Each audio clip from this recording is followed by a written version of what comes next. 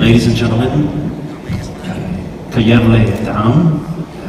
good morning. Good morning to everyone. It's a pleasure to be here.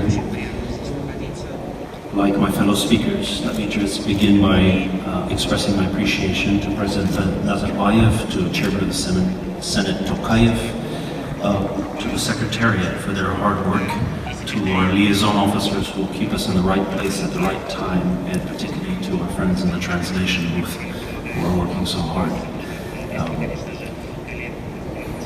I am speaking this morning on behalf of the Baha'i community, represented in about 180 countries. And this morning I listened to the news the way most of us do, and the news is not good. We've just finished a tsunami in one part of the world. We are cleaning that up. We are facing a hurricane in another part of the world. The International Panel on Climate Change is warning us of a severe crisis in the world's ecology, and the International Monetary Fund is warning of us of a severe crisis in the global economy. I'm not even referring to the various wars and the problem of refugees. My point is that we don't have the time to discuss the nature of globalization, but I think we can say that the only thing that is certain about globalization is that it is uncertain. We do not know where we are going together. So the question I'd like to ask in the context of today's panel is a simple one, which is, in this context of globalization, what is the responsibility of religion, religious communities like ours, to advance the global theme of this conference, which is a safer world?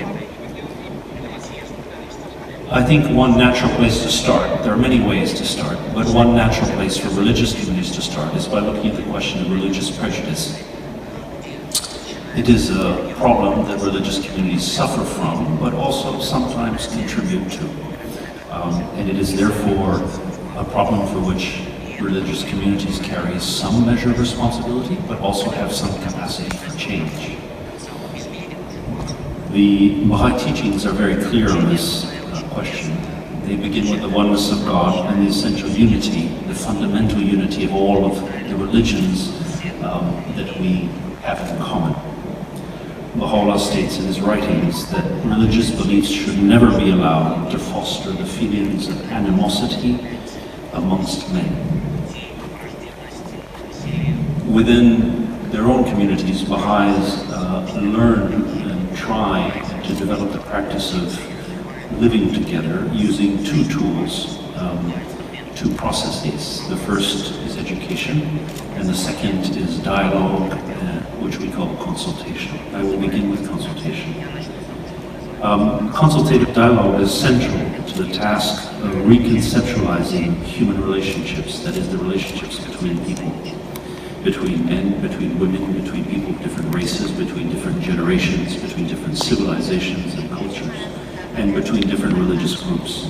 It requires a degree of truth-seeking that is beyond the pattern of negotiation, of compromise, that is beyond the culture of protest, debate, propaganda, partisanship, all of these things that we are very familiar with today.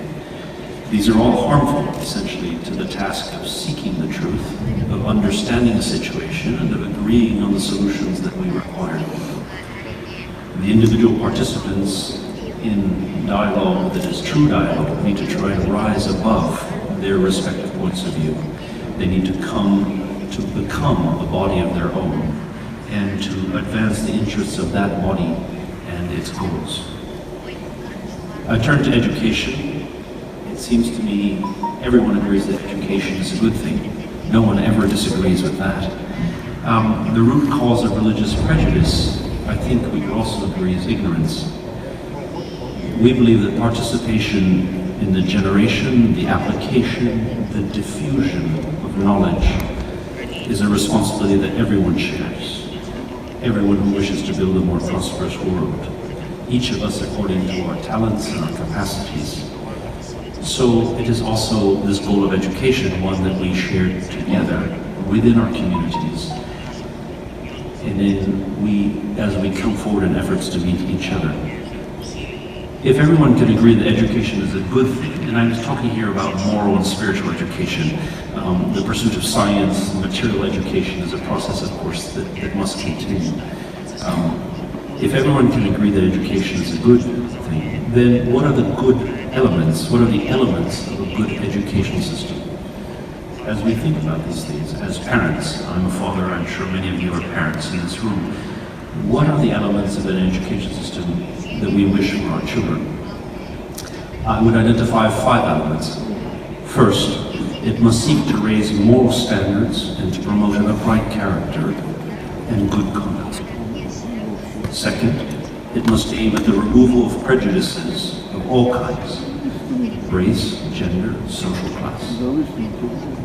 Third, it must aim to empower children, especially the girl child, and youth to take their rightful place in society, to assume both the rights that are theirs, but also the responsibilities that come with those rights.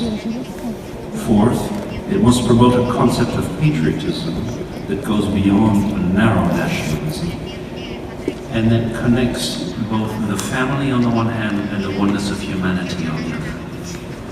And fifth, I would suggest to you that it must give root in the individual to both the spirit and the practice of service to one's family, of service to fellow citizens, service to community, service to society, to country, and ultimately to humanity.